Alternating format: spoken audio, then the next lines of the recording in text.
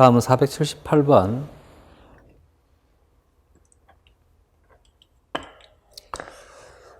이것은 앞에서 얘기를 했듯이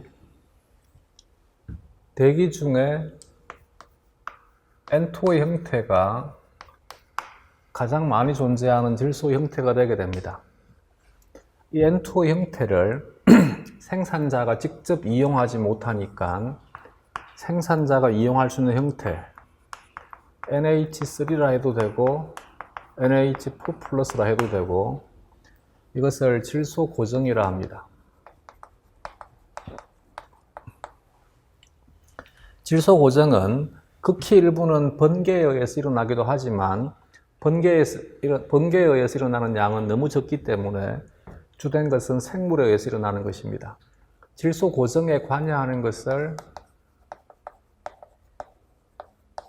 질소 고정 세균이라 합니다. 질소 고정 세균이 가지고 있는 효소를 질소 고정 효소 혹은 질화 효소라 합니다. 질소 고정 효소는 특징이 산소에 의해서 저해가 됩니다. 그래서 산소의 농도가 너무 높으면 질소 고정 세균이 살아가지 못합니다. 질소 고정 세균은 토양에 있는 토양 세균이 물속에 있는 세균보다 훨씬 더 많습니다. 그래서 질소 고정은 육지에서가 해양에서보다 훨씬 더 많이 일어나게 됩니다. 대부분의 질소 고정 세균들은 식물의 뿌리에 공생하지 않는 것들입니다.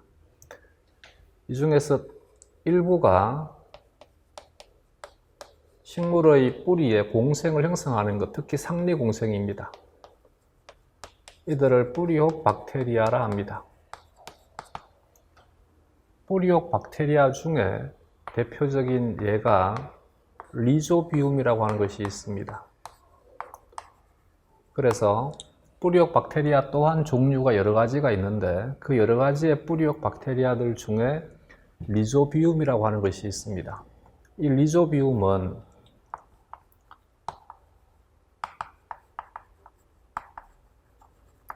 홍과식물의 뿌리에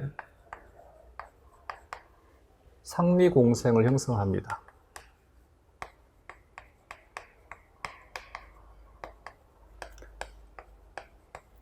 이렇게 형성된 공생체를 뿌리혹이라 합니다. 혹은 뿌리 종량이라 합니다. 리조비움은 호기성 세균이기 때문에 산소가 필요합니다. 근데 자신의 대사의 일부는 산소에 의해서 저해되게 됩니다. 그렇기 때문에 리조비움이 콩과식물의 뿌리에 상리공생을 형성하게 되면, 즉 뿌리혹이 형성이 되게 되면 산소에 대한 농도를 조절해 줄 수 있는 조절자가 필요합니다. 이것을 레그 헤모글로빈이라 합니다. 이 레그 헤모글로빈은 산소의 농도를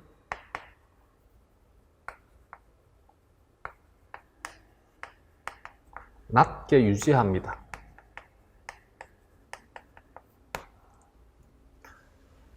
얘 또한 마찬가지 헤모글로빈이기 때문에 색깔이 붉은색 색소입니다. 그래서 레그 헤모글로빈을 많이 발현하게 되면 이 뿌리혹의 절단면은 붉은색, 연한 붉은색인 선홍색을 띠게 됩니다.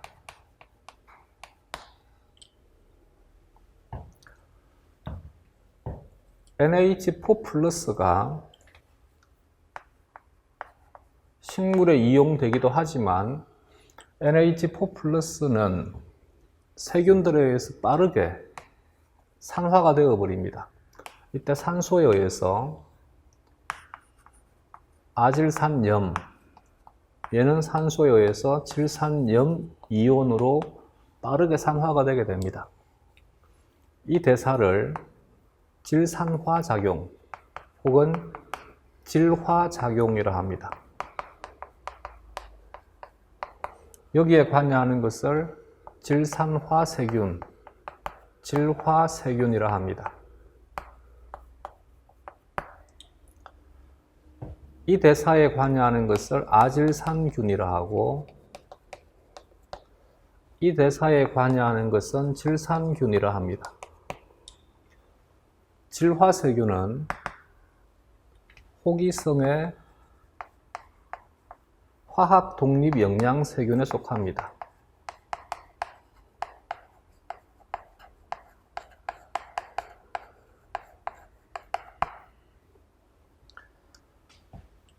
그래서 질소는 토양에서 빠르게 NO3- 로 산화가 되어버리기 때문에 식물은 이것을 흡수하는 것보다 이것을 흡수하는 것이 훨씬 더 유리합니다. 따라서 식물에 주로 흡수되는 형태가 NO3- 형태가 되게 됩니다. 이렇게 이제 NO3- 식물로 들어오게 되면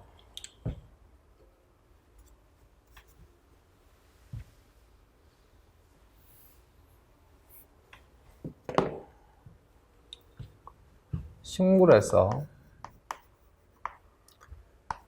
NO3-는 NO2-를 거쳐서 NH4+가 됩니다.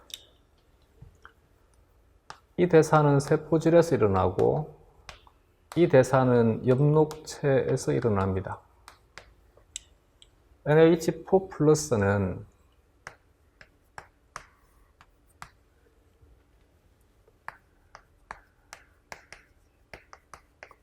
글루탐산과 반응을 해서 글루타민으로 전환되게 되면 글루타민은 알파-케토 글루타르산과 반응을 해서 글루탐산이 되게 됩니다. 앞에서도 얘기했듯이 대사에 대한 것은 항상 알자 반응으로 표기합니다. 그러면 얘는 계속 순환되는 것이니까 지워버리게 되면 결국 암모니아가 알파-케토 글루타르산과 반응을 해서 글루탐산이 되게 됩니다. 이 대사를 질소 동화라 한다 했지. 이렇게 해서 이제 아미노산으로 들어가게 되면 이 아미노산의 질소가 다른 아미노산들을 통해서 단백질로 갑니다.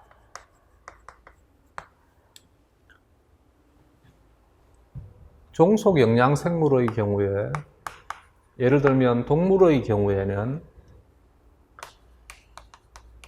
아미노산이 유기산으로 전환되게 되면 여기에서 암모니아가 떨어져 나오게 됩니다. 이것은 요소나 요산을 거쳐서 환경으로 배설되게 됩니다. 이 형태로 배설되게 됩니다.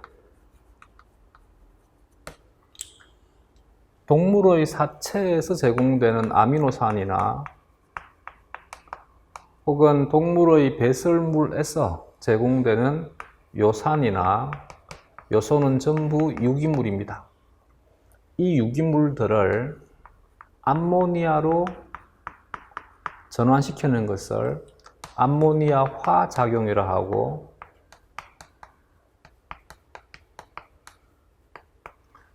관여하는 세균을 암모니아화 세균이라 합니다.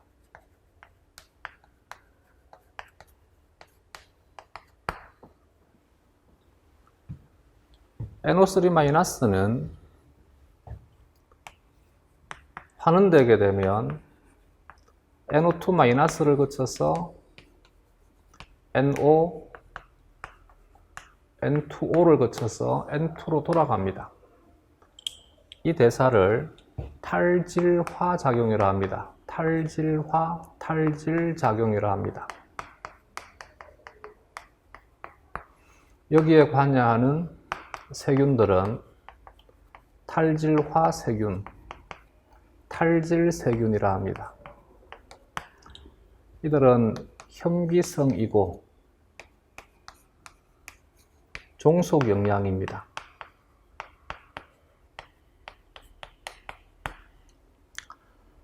따라서 478번에 그림은 생태계에서 일어나는 질소 순환 과정의 일부를 나타낸 것으로 가에서 다는 각각 분해자, 생산자, 소비자 중 하나이다. 이에 대한 설명으로 옳은 것은 먼저 암모늄 염이온이나 질산 염이온을 흡수하는 것은 나가 생산자가 되어야 되겠지.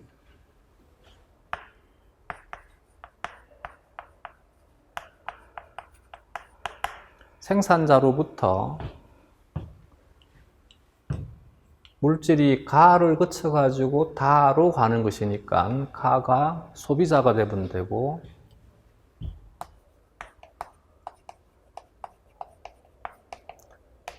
다는 분해자가 되면 됩니다.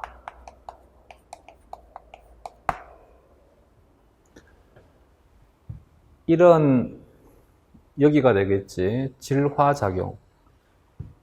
이는 식물에게 흡수가 되는 것이지, 이후에 식물에서 NO3- 아미노산으로 전환되는 과정입니다. 3의 경우는 탈질작용이 되겠지. 따라서 설명으로 옳은 것입니다. 버섯은 가에 해당한다. 버섯은 분해자라 그랬지. 다라 해야 됩니다. 옳지 않다. 이번에 탈질산화세균이라 해도 되고, 탈질화세균이라 해도 되고, 탈질세균이라 해도 됩니다. 과정 1에 관여한다. 탈질세균은 과정 1에 관여하는 것이 아니라 과정 3에 관여한다라고 해야 되겠지. 3번에 과정 2는 질소 동화작용이다. 여기는 이 지문 자체는 사실은 옳지 않은 지문입니다. 근데 1번부터 5번까지 중에서 답이 될 수 있는 것은 3번밖에 없으니까 어쨌든 답은 우리 3번이라 합시다. 대신 옳은 표현은 사실 아닙니다. 왜냐하면 과정 2는 NO3- 식물에게 흡수가 되어 가지고 아미노산이 되는 과정이면 여기에서 여기까지를 질소 동화라 하는 것입니다. 여기에서 여기까지는 질소 환원이라 합니다. 그래서 이 사람은 국어 실력이 너무 떨어지는 거지. 과정 2는 질소 동화작용이다가 아니라 과정 2는 질소 동화작용을 포함한다라고 표현해야 됩니다. 질소 동화작용이다가 아니라 질소 동화작용을 포함한다라고 표현해야 됩니다. 이 정도는 이해해주자. 4번에 과정 3은 식물에 의해서 일어난다. 얘는 탈질 세균인 세균에 의해서 일어나게 되고, 더더군다나 이것은 현기성 조건에서 일어나는 것이기 때문에 식물에 의해서 일어날 수 없습니다. 5번에 식물은 대기 중의 질소를 이용하여 질산염이온을 합성한다. 안 됩니다. 질소의 경우에 공유결합이 3개를 형성하는 것이 N2 상태가 됩니다. 그래서 여기 결합력이 너무 강하기 때문에 이것이 식물에게 직접 이용되지 못합니다. 그래서 식물이 이용할 수 있도록 질소 고정세균이 N2를 암모니아로 바꿔주는 것입니다.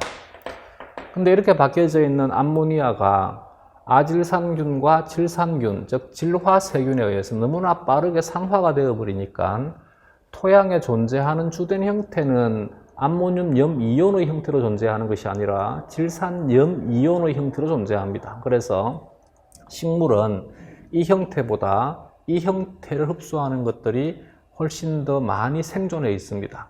그렇기 때문에 현재의 지구에서 식물이 주로 흡수하는 형태는 NO3- 형태가 되게 됩니다.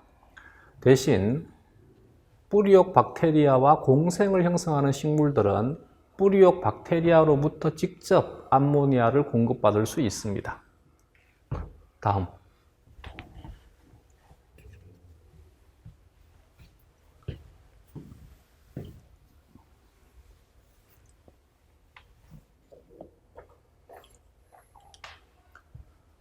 (479번에) 질소 순환에 대한 설명으로 옳지 않은 것은 탈질화세균은 아질산 이온을 N2로 전환한다.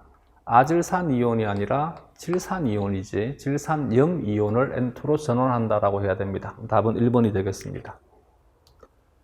2번에 식물은 암모늄 이온 또는 질산 이온의 형태로 질소를 흡수한다니까 참이다. 주된 흡수의 형태를 물어보게 되면 NO3-라 해야 됩니다. 3번에 질소 고정세균과 상리공생을 형성한 콩과 식물 뿌리의 뿌리혹을 절단하면 선홍색을 띈다. 붉은색을 띈다라고 해도 되고 연한 붉은색이라 해도 되고 선홍색이라 해도 되고 혹은 구체적인 물질 이름이 나올 수 있으니까 레그 헤모글로빈 또한 단어를 기억해둬야 됩니다. 4번에 질소 고정세균이 기체 상태의 질소를 암모니아로 전환하는 과정은 산소에 의해 저해된다. 이 과정에 관여하는 효소를 질소 고정 효소로 하고 이 효소는 산소에 의해서 저해를 받게 됩니다. 참이다. 5번에 시아노박테리아는 영어를 한글 음으로 표기한 것이고 이것을 먼저 일본 애들이 번역을 합니다. 일본 애들이 번역한 일본말을 한글 음으로 표기하게 되면 남세균이 되게 됩니다. 시아노박테리아 남세균. 남세균의 한 종류인 아나베나라고 하는 것이 있습니다. 이 아나베나가 이형세포로 분화되면 이 단어 외워두셔야 됩니다. 이형세포 혹은 동의어가 이질랑이라 합니다. 그러면 얘는 질소 고정 효소를 합성을 해서 질소 고정에 참여합니다.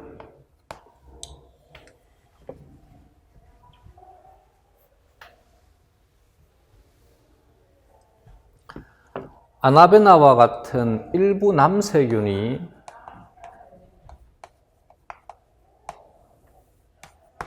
환경에 질소가 부족해지게 되면 세포가 형태적으로 생리적으로 바뀌어 버립니다. 이것을 분화라 합니다. 분화가 되면 이형세포라고 하는 것으로 분화가 되게 됩니다. 혹은 이질랑이라 하면 됩니다. 이형세포는 세포의 크기가 커지게 되고 세포벽이 두꺼워집니다.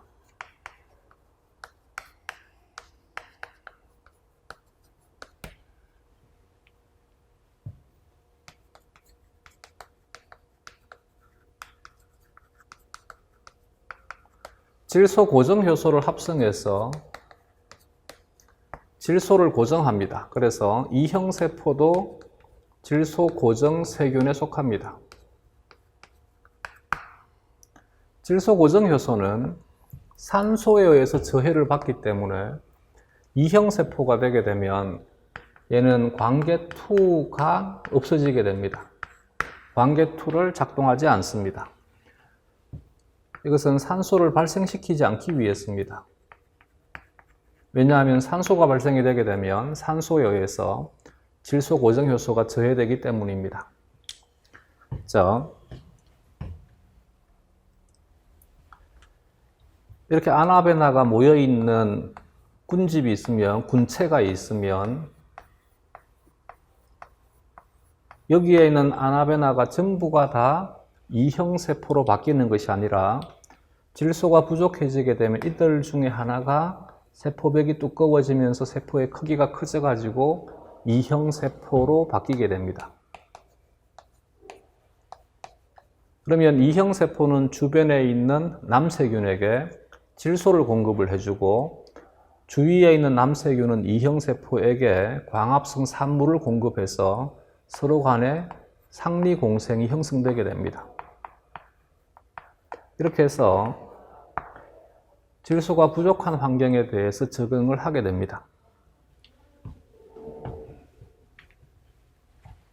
다음 문제.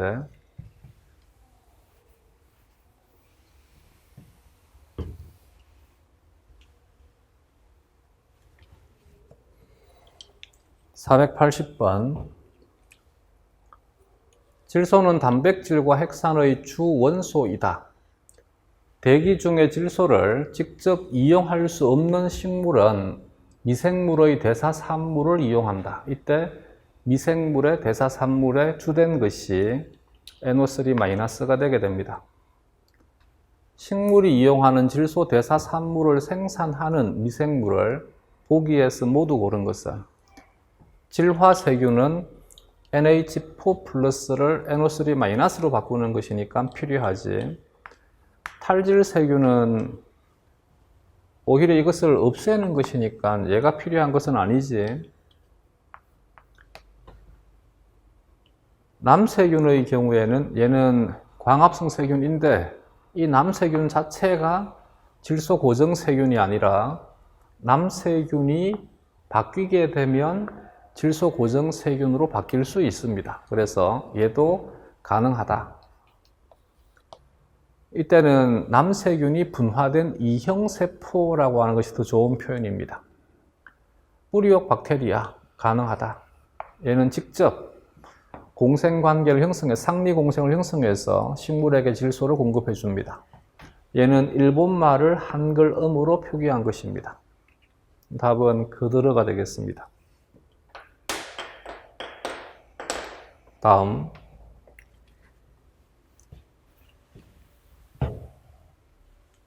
481번 그림은 생태계에서 일어나는 질소 순환 과정을 나타낸 것이다. 이에 대한 설명으로 옳지 않은 것은 대기 중의 질소가 기억은 질소 고정이 되겠지. 얘가 흡수가 되는 것이니까 식물이 되겠지. 생산자.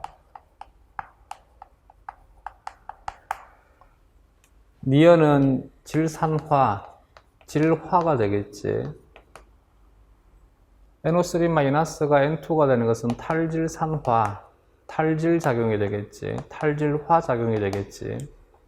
얘가 식물에게 흡수가 되는 것입니다. 식물에서 소비자, 소비자에서 분해자로 갑니다.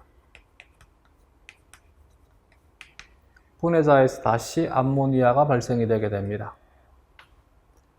1번에 A는 광합성을 하는 생산자이다. 참이다. 2번에 B에는 곰팡이가 속한다니까 참이다. 3번의 기억은 탈질소 작용이다. 얘는 질소 고정인 것이지 탈질소 작용이 아니라 탈질소라 해도 되고 탈질화라 해도 되고 탈질이라 해도 되고 탈질산화라 해도 됩니다. 답은 3번이 되겠습니다.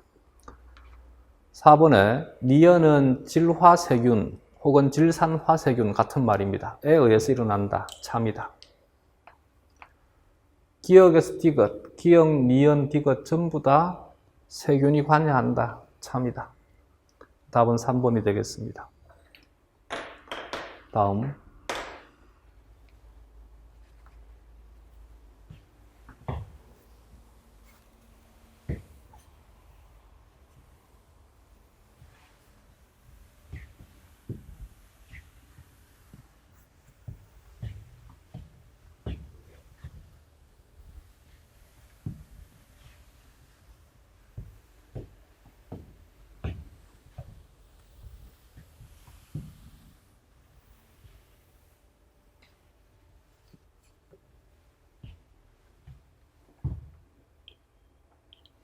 482번 가에서 다는 각각 유전적 다양성이라 해도 되고 유전자 다양성이라 해도 되고 종다양성, 생태계 다양성 중 하나이다. 이들을 함께 일컬어서 생물 다양성이라 한다. 특정 생태계에서 발견되는 생물 종의 다양성, 얘는 종수의 많음을 의미합니다. 이것이 다양성이 크다를 의미하게 됩니다. 이것을 종다양성이라 합니다. 흔히 종수를 종풍부도라 하기도 합니다. 그래서 종풍부도가 크면 종다양성이 크다라고 표현합니다. 나의 서식지에 살고 있는 모든 생물과 비생물 간 상호작용의 다양성, 생물과 비생물 간 상호작용이니까 생물 집단과 비생물적 요소를 함께 합친 것은 생태계가 되겠지. 이것은 생태계 다양성입니다.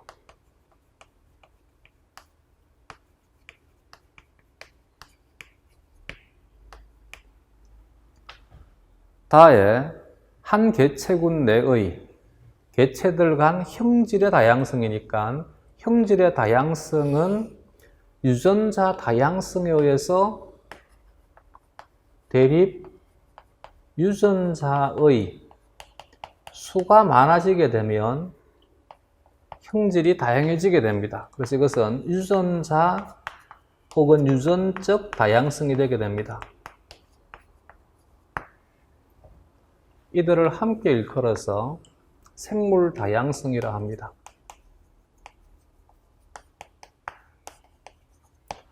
생물 다양성이 크면 클수록 생태계의 안정성이 크다라고 표현합니다.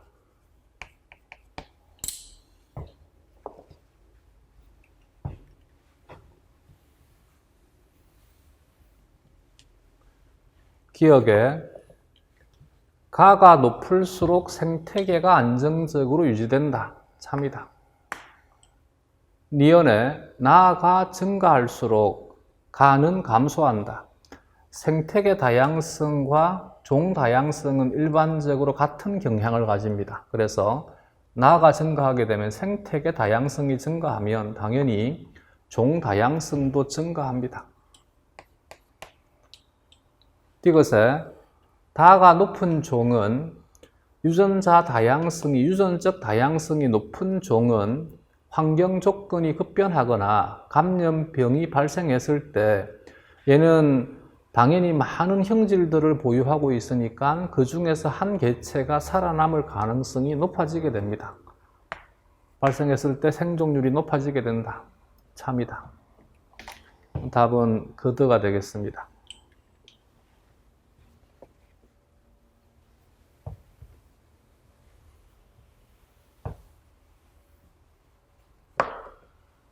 다음 483번. 다음 가에서 다는 생물 다양성의 세 가지 의미를 설명한 것으로 각각 유전적 다양성, 종 다양성, 생태계 다양성 중 하나이다. 이에 대한 설명으로 옳지 않은 것은 사막, 초원, 산림, 강, 습지 등 얘는 다양한 생태계가 존재한다. 생태계 다양성이겠지.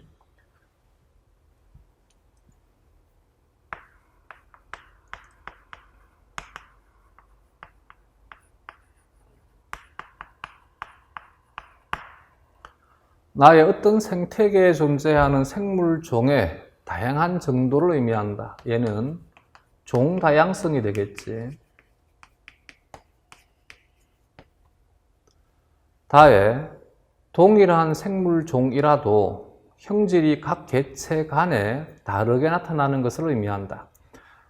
얘는 형질은 유전자에 의해서 만들어지는 거지. 형질이 다양하다는 말은 유전자가 그만큼 다양하다가 되겠지. 유전적 다양성이 되게 됩니다.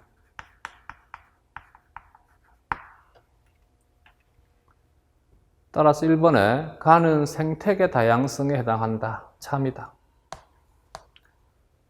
2번에 나는 지구상의 모든 지역에서 동일하다. 동일하지 않지. 지역마다 생물 군계마다 종 다양성은 다르다. 특히 열대 우림이 종 다양성이 가장 높은 지역입니다. 3번의 다는 유전적 다양성에 해당한다. 그렇지, 참이다. 4번에 사람에 따라 눈동자 색, 형질이 다르다. 그것은 사람 개체군 내에 눈동자 색에 관여하는 유전자 좌의 대립 유전자가 하나가 아니라 여러 개가 존재하기 때문이다. 유전적 다양성이다. 답은 2번이 되겠습니다. 다음.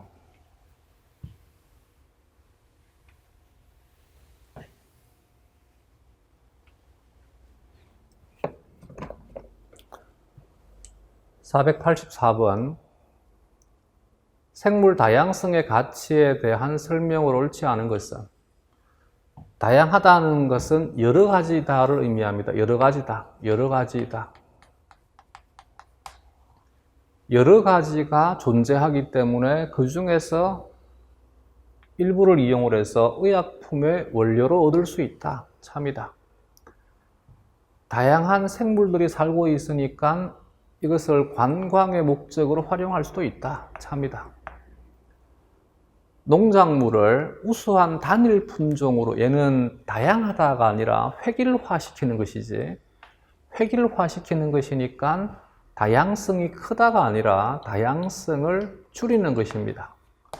그래서 인간에 의한 농업행위는 환경에 대한 적응력을 높이는 것이 아니라 환경에 대한 적응력을 낮추는 환경오염으로 작용할 수 있습니다. 그래서 우리가 농작물을 키우기 위해 가지고 많은 농지를 운영하는 만큼 지구의 생태계는 파괴되게 됩니다.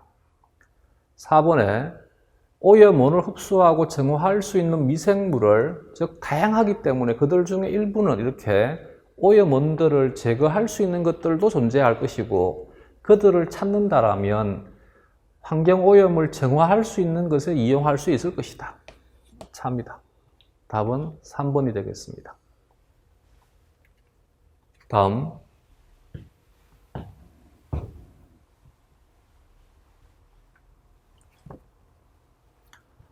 485번 생물 다양성에 대한 설명으로 가장 옳지 않은 것은 1번에 서식지 파괴는 생물 다양성 감소의 원인이 된다. 서식지 파괴니까 사람에 의한 오염입니다. 오염은 다양성이 감소되는 것이 오염이라고 그랬지. 다양성이 감소한다. 참이다.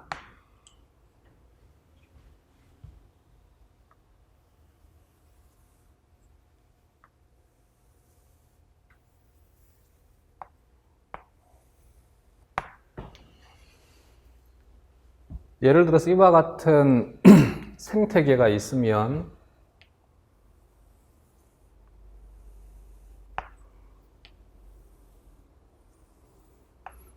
여기는 비어 있는 것이 아니라 서로 다른 생태계가 두 개가 만나는 것입니다. 여기는 산이 되게 되면 여기를 강이라 하든지 아니면 농지라고 보시면 됩니다. 이들이 접하는 곳을 천이대 혹은 전이대라 합니다. 흔히 이것을 가장자리라 합니다. 여기는 내부 서식지라 합니다.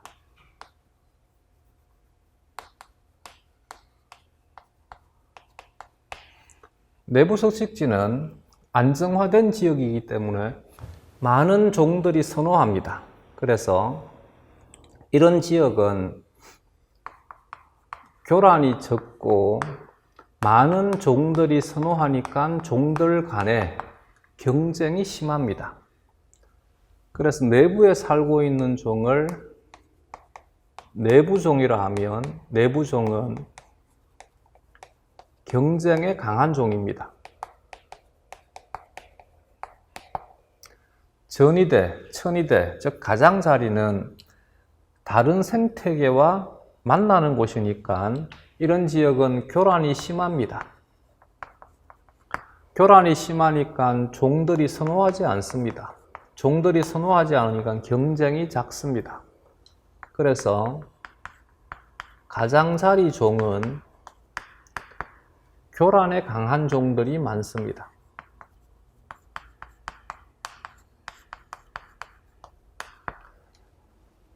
사람으로 빗대서 일하게 되면 여기는 도심지가 되게 되고 여기는 농촌, 어촌과 같은 지역이 되게 됩니다. 그래서 서울과 같은 도심지는 개체에 대한 인구 밀도가 매우 높습니다. 선호도가 높습니다. 대신 경쟁이 치열하니까 빈부격차가 굉장히 심합니다. 농촌이나 어촌과 같은 경우에는 선호도가 떨어지니까 인구 밀도가 낮습니다. 대신 경쟁은 적으니까 빈부격차가 크지는 않습니다. 여기엔 이 숲 생태계에 중간에 길을 냈다라고 가정을 해봐. 그러면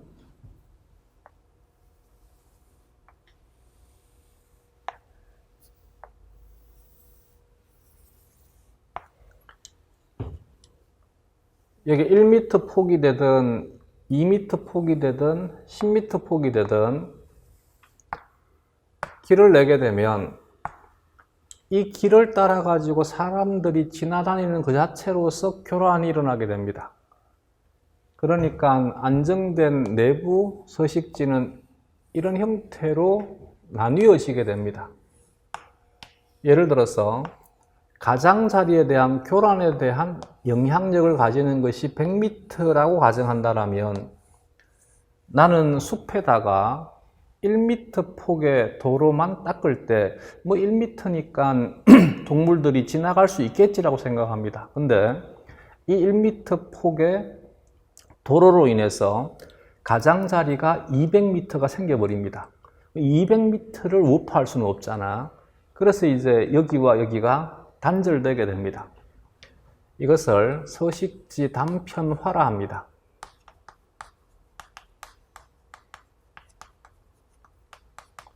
서식지 단편화에 의해서 조각난 내부 서식지를 생태섬이라 합니다.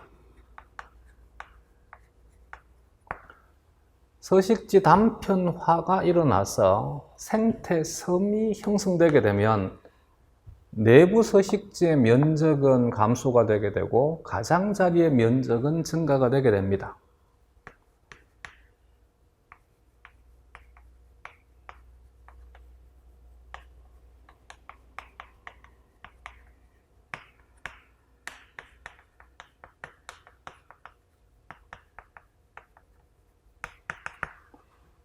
그래서 내부종의 종수는 감소가 되게 되고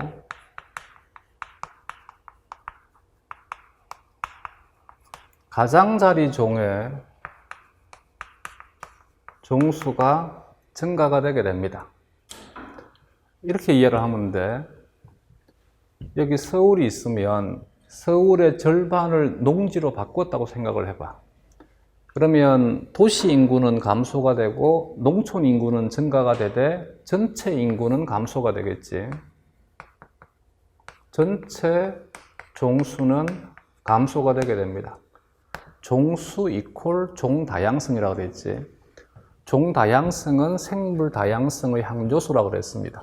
그래서 서식지가 파괴가 되게 되면 생물 다양성이 감소가 되게 됩니다. 이번에 외래종의 도입으로 생태계가 교란되면 생물 다양성이 변한다. 그지? 생물 다양성이 변화될 수 있는 요인으로 외래종의 도입이 영향을 줄 수 있다. 보통은 외래종이 도입되게 되면 기존의 자생종들이 멸종되기 때문에 다양성이 감소될 수 있습니다. 물론 무조건 감소가 되어야만 되는 것은 아닙니다. 오히려 외래종의 도입으로 인해서 다양성을 높여줄 수도 있습니다. 3번에 종 다양성이 낮을 때가 높을 때보다 생태계가 안정적으로 유지가 된다. 그지? 참이다. 아니지. 종 다양성이 높아야지만 생태계의 안정성이 커진다라고 했지. 낮을 때가 아니라 높을 때가 안정적으로 유지가 된다. 답은 3번이 되겠습니다. 4번에 유전적 다양성이 낮은 개체군은 환경이 급격하게 변하면 멸종할 가능성이 크다. 그것이 참이다. 그렇기 때문에 유전적 다양성이 높은 개체군이 살아남기에 더 유리하다. 5번에 생물 다양성은 유전적 다양성, 종 다양성, 생태계 다양성을 통합적으로 의미한다. 정의에 대한 것이지, 개념에 대한 정의에 대한 것입니다. 참이다. 다음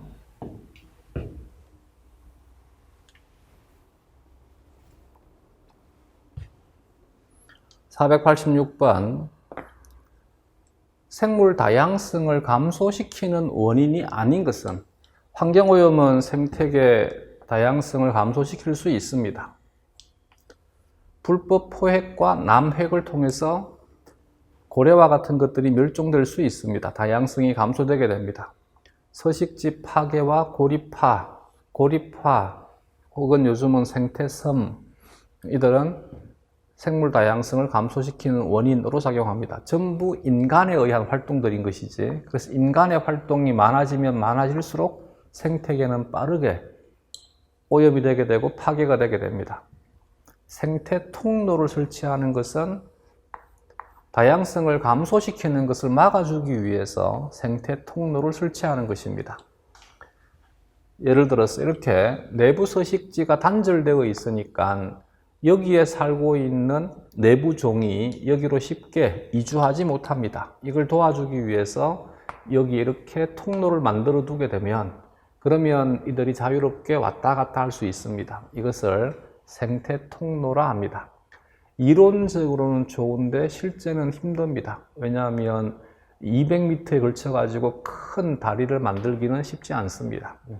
그래서 초창기에는 여기 고속도로를 산 중앙에다 내게 되면 고속도로를 연결할 수 있는 생태 통로를 만들었습니다. 근데 아무런 효과를 보지 못하게 됩니다. 왜냐하면 여기는 내부 종이 서식하지 않는 장소이기 때문에. 즉, 이론적으로 역할을 하려면 이렇게 긴 다리를 만들어야 되는데 이런 긴 다리는 만들지는 않았습니다. 그렇기 때문에 이제 실제는 유명무실한 것이 생태 통로를 설치하는 것이 되게 됩니다. 어쨌든 설치할 수만 있다라면 생물 다양성의 감소를 막아줄 수는 있습니다. 답은 2번이 되겠습니다. 이렇게 해서 오늘 수업은 마치도록 하겠습니다. 수고하셨습니다.